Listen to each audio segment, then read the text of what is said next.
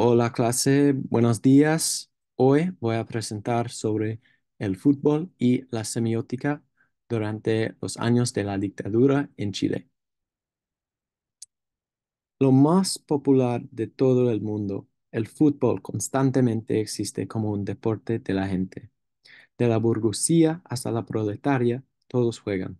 Si no juegan, miran. En un mundo dividido por razones políticas, religiosas y de desarrollo, persiste el fútbol.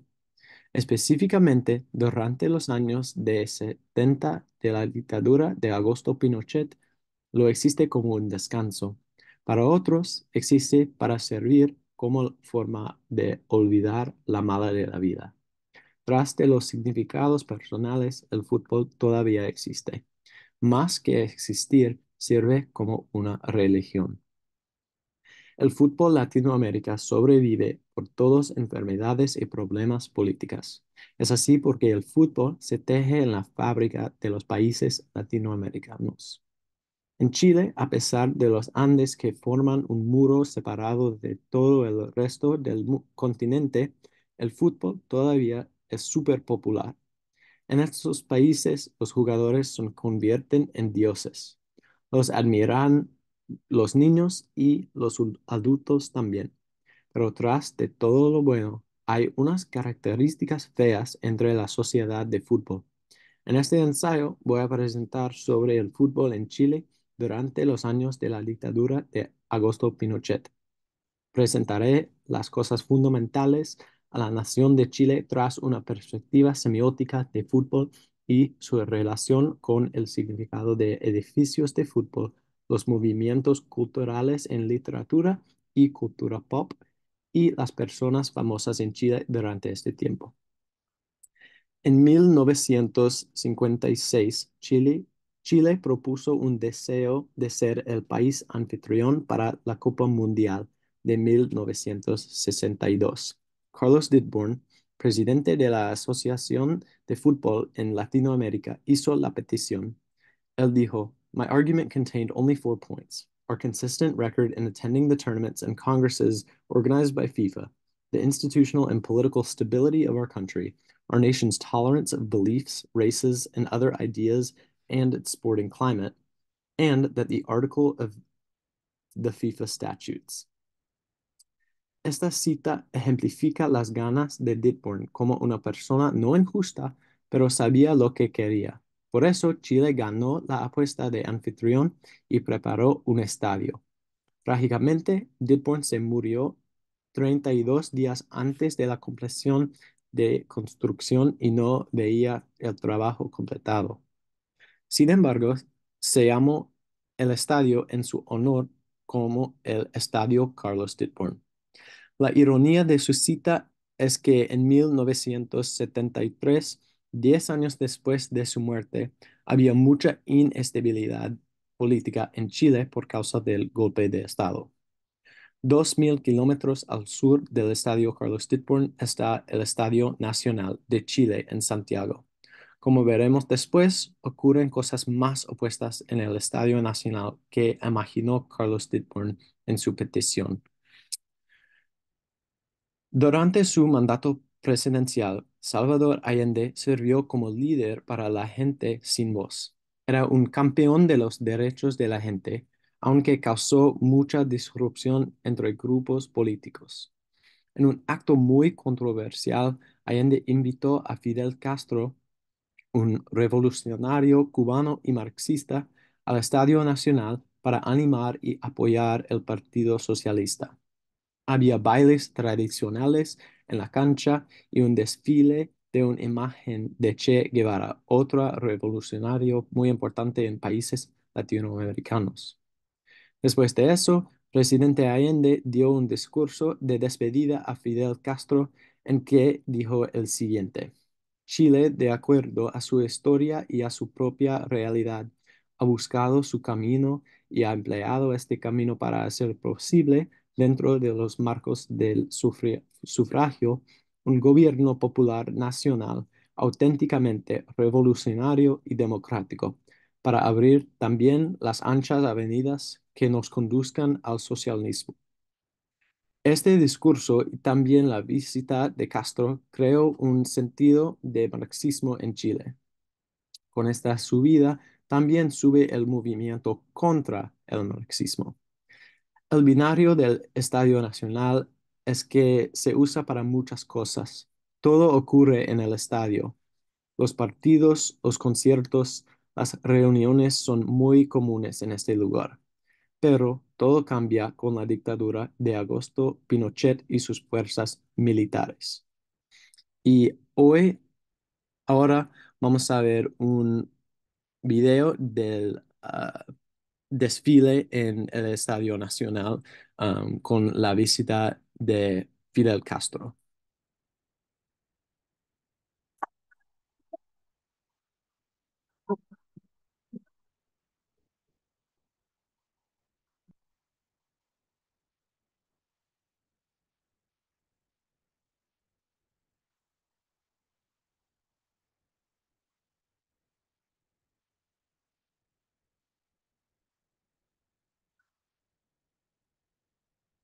Y aquí tenemos el Estadio Nacional, donde ocurre conciertos y partidos y reuniones.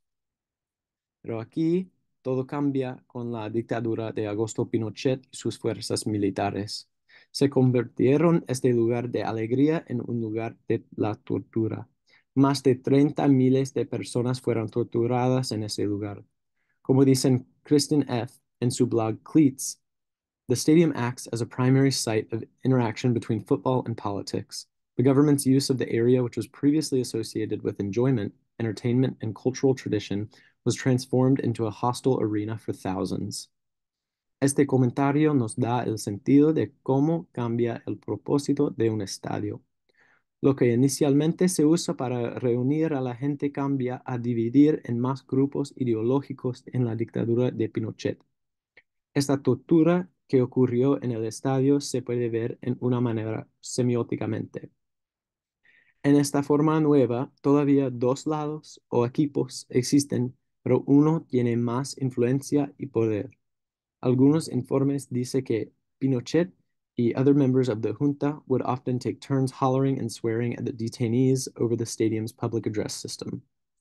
Esto muestra cuál horrible era el estadio. Los militares convierten en los locutores durante un partido con sus gritos y comentarios. Otras versiones del estadio existen. El estadio en que Víctor Jara, cantante más famoso en Chile, reconocido por su letra poética y cargada con temas políticos, fue torturado, es otro ejemplo de este tipo de injusticia. En términos de fútbol, él era un jugador muy importante e influyente, y por eso el gobierno tenía que dolerle y eventualmente matarle para silenciar su voz y su impacto. Los actos de sacar sus uñas y romper sus huesos son las peores maneras de burlarse de una persona. En una de sus últimas canciones y poemas, Somos 5.000, escribió Víctor Jara. Qué espanto causa el rostro del fascismo. Este verso explica la ideología que se difunde en Chile durante los años de la dictadura. De alguna manera se oye un cántico de los fans en el estadio durante un partido, también con la pregunta retórica en el verso, ¿es este mundo que creaste, Dios mío? Este verso puede ser una pregunta a los dioses del fútbol pidiendo rescate de esta persecución. Leído en otra manera, ¿es el propósito para que creaste este estadio, Dios mío? En este verso de Jara, las personas torturadas se convierten en fans, gritando y preguntando contra la dictadura que ha tomado el control de su deporte amado. Un estadio otro de tortura era la Vía Grimaldi, en que fue torturada otros cantantes. Una de estas se llama Ana María, quien cantaba canciones de nueva canción, un género de música que se trata del discurso político en la letra. Cuando los militares descubrieron eso, la forzaron a cantar para que pudieran burlarse de ella. Chornick dice el siguiente de este evento. When Anna Maria identified herself, the agent demanded she sing. We're all bored here, and it's such a cold night, so you're going to sing to keep us entertained. Es imposible no pensar en una noche de un partido de fútbol con este sentimiento. La canción es el fútbol y la cantante es los jugadores. Los militares torturan a la gente para entretenerse y lo mismo pasa en la semiótica de esta escena. Miran el fútbol para entretenerse. Otra persona muy importante en el movimiento del fútbol y la dictadura es Carlos Caselli. Es futbolista más famoso de todo Chile y su papel en los años del Pinochet son monumentales. Él jugó en la Copa Mundial de 1974. Solamente un año durante la dictadura, Caselli y el equipo tenían que jugar en el Mundial. En una manera de despedida y suerte, Pinochet visitó el equipo antes de empezar el torneo. Saludó a todo el equipo, pero Caselli rechazó a saludar a Pinochet. Aquí es el video. Pinochet le fue dando la mano uno por uno a cada futbolista, pero cuando llegó el turno de Caselli, el ídolo se quedó con las manos en la espalda. Desafortunadamente, este gesto de rebeldía lo pagó caro. Meses después, Eso era un gran momento en que el mundo y también en el mundo del fútbol. Pero Caselli tenía razón en no saludarle. Tenía un papel diferente de otros porque su mamá fue torturada. y llevada a un lugar desconocido con la vista vendada, donde fui torturada y vejada brutalmente. Fueron tantas las vejaciones que yo ni siquiera las conté todas, por respeto a mis hijos, a mi esposo, a mi familia, por respeto a mí misma. Eh, las torturas físicas en realidad las pude borrar, pero las torturas morales no creo que las borre tan fácil. No se me pueden olvidar porque aún las tengo muy grabadas en mi mente y en mi corazón. En esta entrevista, su mamá dice, las torturas físicas en realidad las puede borrar, pero las torturas morales no creo que las borren tan fácil. Este significa cómo afecta la tortura en la mente y en el corazón de las personas. En este ejemplo, la tortura significa el daño que experimenta un equipo. No quiero debilitar el trauma y la gravedad de este momento en la historia de Chile, pero solamente quiero explicar semióticamente la angustia de una pérdida para un equipo. Realmente, Caselli se sintió con empatía con su mamá.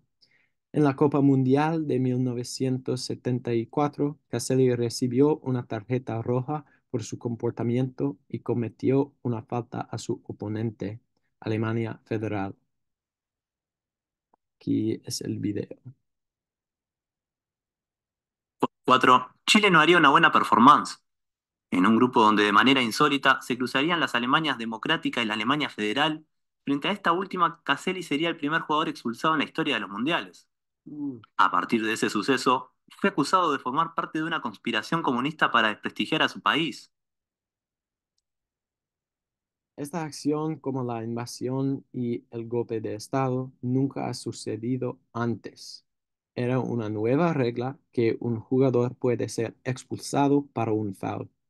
Comparado a Allende, quien estaba haciendo cosas muy nuevas y a algunas personas muy ilegal y injusta a la democracia, el acto de Pinochet, como referí, para quitarle a Allende de su oficina fue justificado a los seguidores de Pinochet, y en este caso los seguidores son Alemania Federal.